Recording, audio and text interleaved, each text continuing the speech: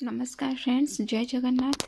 आज चलतु बनैबा ओडिशार एक ओडिया ऑथेंटिक फूड जोटा कि होची माछ बेसर, जोटा कि मु आंबुल देकी करिछि। तेबे चलतु स्टार्ट करिबा। एठी मु आधा केजी माछ नेइछि और ताको भल भाबरे धोई सारला पर से लुण हळदी और लंका गुंड को देकी भल भाबरे ताको माछरे कोटेड कर देइछि। माछ गोळेई देइछि परे गोटे कढ़ई रे सोरिष तेल पूरा भल से गरम होला परे मु गोटे परे गोटे माछ पकेकी ताको भाजिबाकू छाड़ी देइछि। माछ भाजीला भितर मुझे मसला रेडी कर दूची। मुझे 12 ରୁ 13 पकोड़ा नहीं रसुण 4-5 छोट छोट खंड नहीं अदा 2टा सुखिया लंका 2टा कंचा लंका आ गोटे बड़ पियाज को काटिकी ताको मु ग्राइंड करने नहीं जीरा 1 चम्मच कला सोरिष आ 1 चम्मच हलदिया सोरिष। ये सबू जाक पूरा भल भाव प्लेन है आज पर्यंत तो भल से गोटे प्लेन पेस्ट बनी देची। और तापर गोटे गिनारे मु गोटे आंबुल को लेकिन से गरम पानी देकी ताको भल भाव बतुई देची।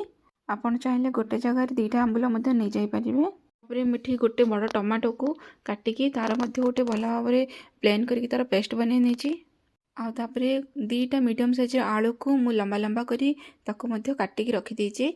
माछ ये पूरा भल भाव भाजी गला देखु 2 साइड पूरा गोल्डन ब्राउन भी हो गला पूरा टाण हो गला। मुझे माछ को काढ़ी रखीदे। माछ को काढ़ला परे मु सेही तेल रे ही आलू को भाजीबी। आलू रे मध्य मु गोटे आधा चम्मच पकापाकि लुण देइछि जोटा खाली आलू पई दरकार। ताको आलू को भल भाव भाजीबी जोटा कि आलू जिते बड़ा पर्यंत गोल्डन ब्राउन न होइछि आउ पूरा भल से सिझी न जाइछि। देखो आलू भी पूरा हो गला। मुझे आलू टाक भी काढ़ीदेली। तेल को मुझे काढ़ीदेली से तेल रे से कढ़ई रे मुदेली तेजपत्र 2टा छिड़ेकी तेजपत्र आ टिके जीरा काटी रखी चुन चुन करके पियाज देली। पियाज एमती पूरा भल से भाजी गला।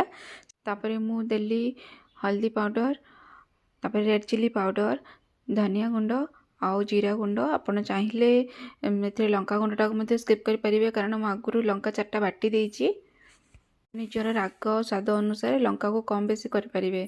तापर जमी मसला टिके भल से भाजीदेली। जो मो बेसर बटाटा को रखी थी और सोरिष दिया मसलाटा ताकू देकी भल से कषिली। टिके भल से कषिला मुझे टमाटो को बाटिक रखी टमाटो को एड कली ताकू बहुत भल भाव कषिदेली। जमी कषि हो गला मुझे भाजिक रखी आलू को एड कर आलू को भल भाव कषिदेली।